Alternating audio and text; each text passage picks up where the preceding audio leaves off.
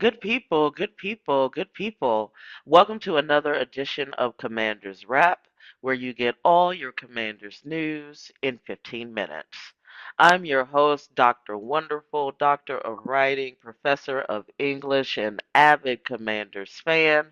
Joined here today by my co host, Kevin Bayne. We air every Sunday at 9 a.m. Eastern on YouTube, and then we replay at 10 a.m. on Spotify, Amazon Music, and Audible. How you doing today, Kevin? I'm doing good. How about yourself? I can't complain. I can't complain. I mean, hey, it's football week. We had our first game, quote Yes. unquote game. So we got a lot to talk about today. Our first segment is going to cover joint practice, and our second segment is going to cover the game that occurred Friday night. So, Kevin, in joint practice, the Commanders actually went up to Foxborough for a joint practice with the New England Patriots, who, of course, have their new head coach in Mike Vrabel, new OC, and Josh McDaniels, so forth and so on. And they did this before their Friday preseason game. The joint practice was only one day. So the Commanders had a practice here in Ashburn on Monday, and then they flew to New England on Tuesday, had their joint practice on Wednesday, and then game on Friday. Out of that joint practice, reports were that the Patriots were more effective on both sides of the ball, either way that you slice it. But reports were that Jaden Daniels was still surgical, though Terry was clearly missed, and Noah Brown too, who did not make the trip. And while the O line is still a work in progress, Laramie Tunzel certainly shined. He is not a work in progress. He was described as a wall during those joint practices. The defense, which honestly, Kevin, it had been looking good in training camp, and the majority of training camp. The defense in the joint practice, according to reports, they kind of had their butts handed to them, except for on a few occasions where there were some PBUs and a late interception. Kevin, as it comes to the joint practice and what you were hearing out of joint practice, what are your thoughts? So yeah, I was kind of hoping the reports out of this first joint practice were going to be the exact opposite of what was actually reported. Um, I'll note that there was no cameras or filming allowed for the public to see. It seemed like the Patriots were on their A game. But I'll start off with Jaden, in which, of course, this was the first time this year he went up against an opposing defense. Absolutely no issues with him at all, especially for a scheme that he hasn't seen before. Obviously, no pregame or pre-film to go off of. And overall, he did well. No interceptions, 2 touchdowns, completed most of his passes. He was accurate on those passes. A handful of those were to tight end Zach Ertz. And speaking of the 2 touchdown passes, those were brought in by Luke McCaffrey and Ja'Cory Brooks. Brooks, who got the touchdown with a nice one-handed grab. Um, Heard Jaden after the game talk very highly of the undrafted free agent, and had a lot of positive things to say about him. There was one little miscommunication between Jaden and Krusky Merritt on a handoff, which was fumbled, but overall, from a statistical standpoint, Jaden played solid. The O line apparently didn't look great by any means, with the exception of Tunsil. I will say, I think Connerly Jr. He had a tough task in blocking Patriots Harold Landry. And while Landry definitely won some of those one-on-ones against Connerly, Connerly also had some good blocks against him as well. It wasn't one of those situations where it was like, man, this rookie is really getting exposed, or, the NFL is a different animal, which we've seen that happen with rookies in the past, but that wasn't the case at all. Overall, Connerly actually did okay for being his first joint practice at the NFL level. Um, while it was with pads, there is rules. There's no tackling, definitely no hitting the quarterback. I believe the term that's used for that is thud practices or controlled contact practice. So the players can make contact, but they're not supposed to drive each other to the ground. Uh, Reason for that is obviously risk of injury. And Dr. Wonderful, as you mentioned just a bit ago, the defense, it did not look great. And that was all around the defensive line. They didn't seem to be getting any pressure on the quarterback. Both the linebackers and secondary, they were giving up big chunk plays. And yeah, just overall, it really left a lot to be desired.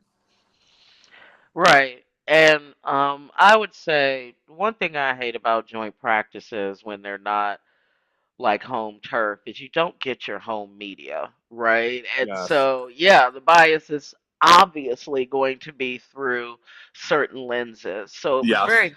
Yep. hard to get a real feel for what was going on. Even when I was listening to and watching B Mitch and JP Philly's play by play to kind of get an idea of what was going on, right? So I think some of that was hard to gauge. But I would like to say, yeah, this was an emerging theme, and I think that we can carry this into our second segment on the game.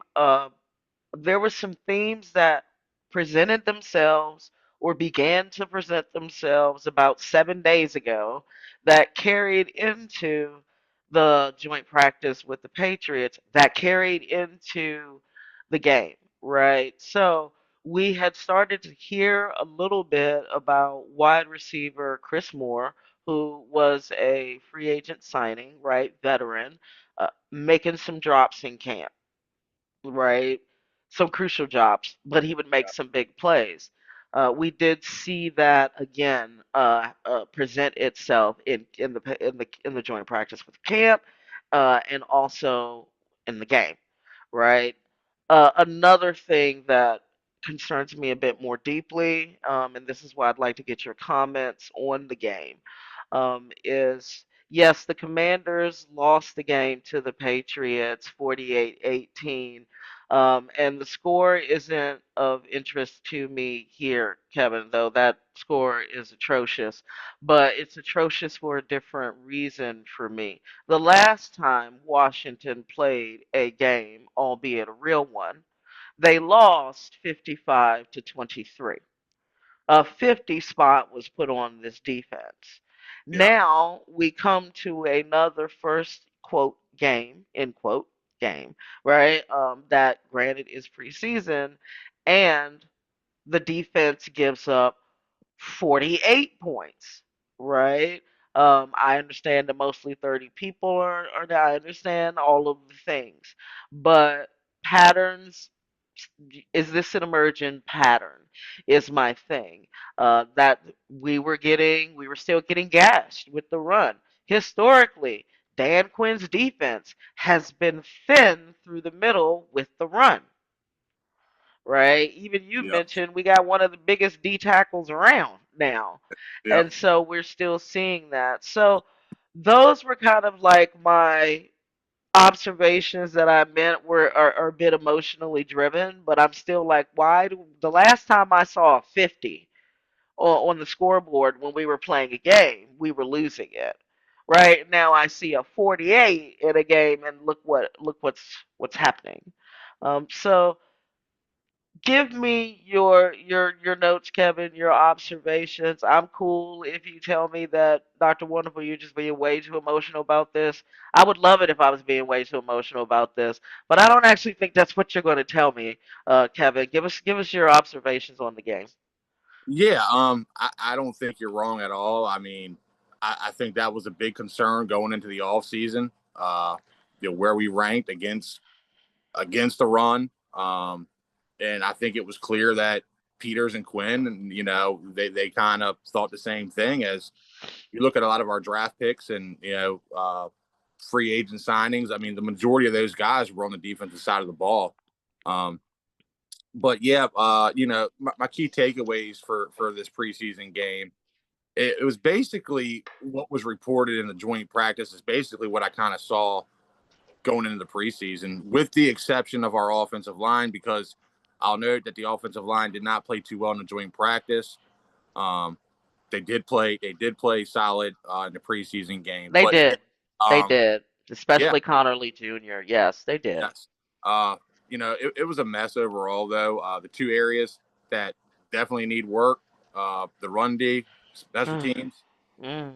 Started that game off with Henderson having a 100-yard kick return for a touchdown, and really we were playing catch up the entire game. It seemed like anytime we would get a little momentum, it was short lived. A prime example of that, I believe it was in the first defensive tackle Johnny Newton, who by the way was one of the bright stars of the game. He had a solid game and ended up getting a sack and a forced fumble on Drake May, and which we did recover. However, Matt Gay ended up missing a field goal. Uh, or right when it finally looked like we might be getting it together, bam, another penalty.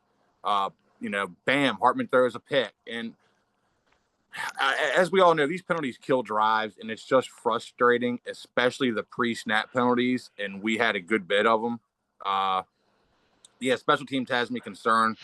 I'm a little optimistic on Matt Gay, but the coverage on special teams, it has to do better. 187 yards allowed on just 3 returns, including Henderson's 100-yard return for a touchdown. But later, Gibson, he ripped off a 62-yarder later in the game, which led to points for them.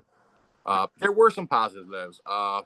The positives, the O line, I mentioned, they did an outstanding job. No sacks given up on either Hartman or Johnson. Rookie cornerback Trey Amos, he had some positive plays and seemed to have tight man coverage. Both Krosky Merritt and Ja'Cory Brooks had some nice plays as well. Newton, I mentioned him earlier. He played solid.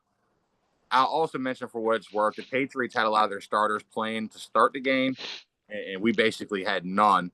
Um, but the good thing is that it is a preseason game, and now it's time. If you're going to make these mistakes, this is the time to do it. Uh, I heard Josh Johnson said after the game, which was, he said, we did some good things, but good will only get you so far. We have to put drives together and finish them. We can't shoot ourselves in the foot. And that's exactly what was going on. The absolute biggest takeaway from this game was we still have room to grow and plenty to work on before the season opener. Um, so yeah, we'll see what happens. Yeah, I agree wholeheartedly. Plenty more to work on. I think my biggest shock, right, if I would say that, is that um,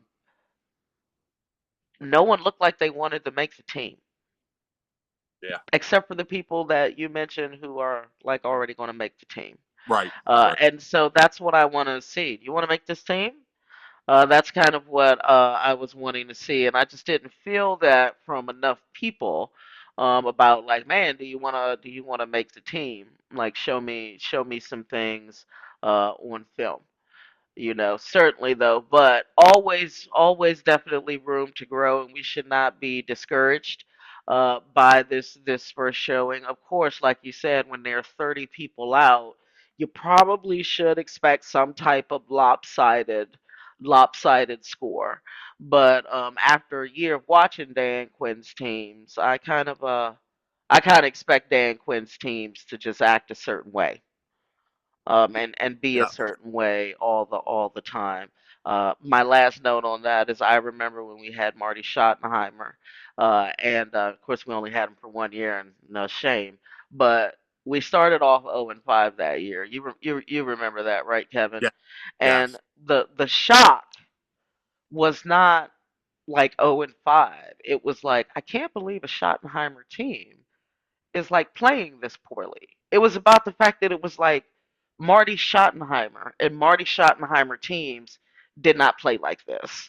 Right? And I remember that kind of being, and this is how I felt when I saw this preseason game. Well, we've got a standard. Like, we don't have to win this game, but are we supposed to be looking like this under Dan Quinn? Yeah. That Yeah. was kind of so I just expect now to look better. And I'm glad that Dan Quinn didn't make any excuses. That's basically what he said. We have a standard and it was not met.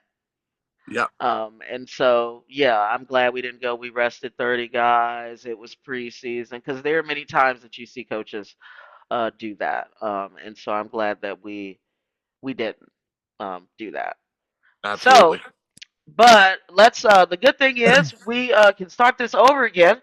starting tomorrow with training camp, another joint practice coming up with the Bengals. My hope is that during the joint practice and the game, that Washington will not bungle, excuse me, anything with the Bengals. But I am really looking forward to how we're going to grow from week 1 to week 2 because that's what's important.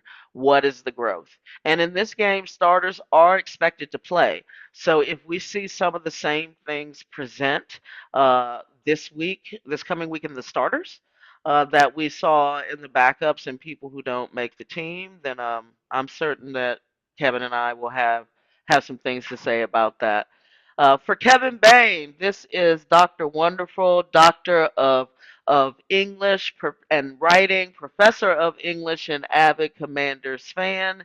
And this has been your latest episode of Commanders Wrap, where you get all your latest Commanders news in 15 minutes. Enjoy training camp, everyone.